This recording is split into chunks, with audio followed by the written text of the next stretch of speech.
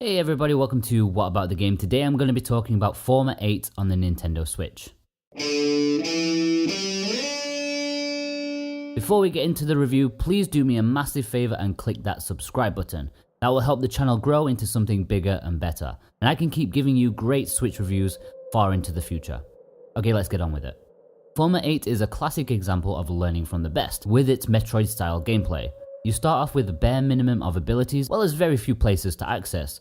As you gradually unlock new abilities, which happens at a very decent speed here, you can track back to areas you couldn't go before. It's a time-tested game flow that works incredibly well. The story here is very minimalistic, almost left to the player's imagination. You are a robot who has been sent down by a spaceship onto a nearby planet. With no real clue as to your purpose, you set out to attain your end goal, a goal which is not the most clear. Indeed, there are quite a few things to collect, but it's never immediately apparent as to what is what. You don't know your objective, you just wander around looking to make it to the next area basically. I get a few vibes from this game from my previous reviews.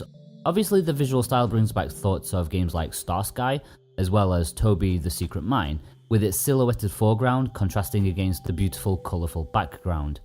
It's very gorgeous for the most part. Although I do wish more time was spent outside than in the caves or abandoned facilities, since these are quite a lot less interesting. But it's in these places where the gameplay is the strongest. As you guide your little probe through the often cramped environments, you'll notice that the controls are heavily physics based. Your movement has a lot of momentum, so even if you stop pressing forward, you'll continue a good way until you come to a halt.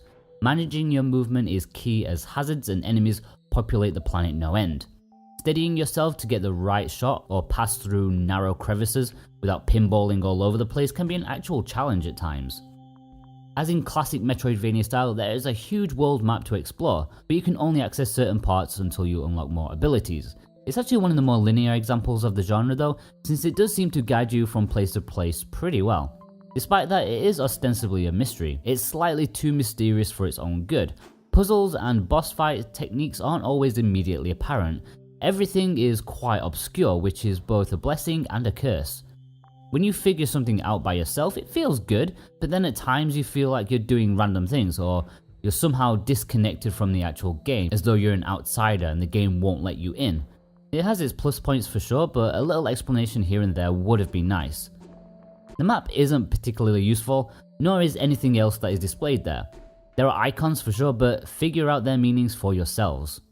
As you slunk around the world and environments, you'll bump into fallen comrades once in a while, from whom you can salvage a new ability. The first ability you get is an attack which is basically a small energy burst around your craft, dealing minimal damage. Then after that you get a bomb that you can plant or shoot awkwardly via your first attack, and the game progresses as such in this way. Each new ability lets you reach new places and solve previously unsolvable puzzles. It's pretty standard for the genre.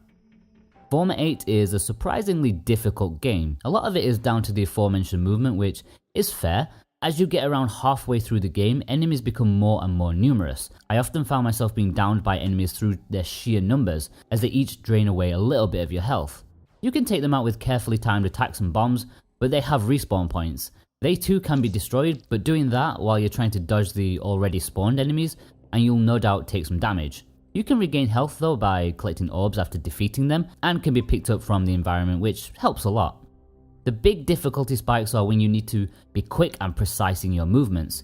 If you're on a timer or being chased by something, it's these cases where any lack of perfection means failure, and having to try again and again. Normally in games these segments are fine, but due to the awkward movement in Forma.8, it's actually quite frustrating. One of the things I loved about Forma.8 is the sound design though. It's very atmospheric and tense, it suits the theme so well.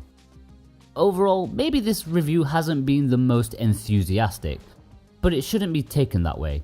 I wouldn't say Forma.8 is a definite recommendation, but you really can't go wrong with it. It's a classic example of Metroidvania style game, but with a much slower pace.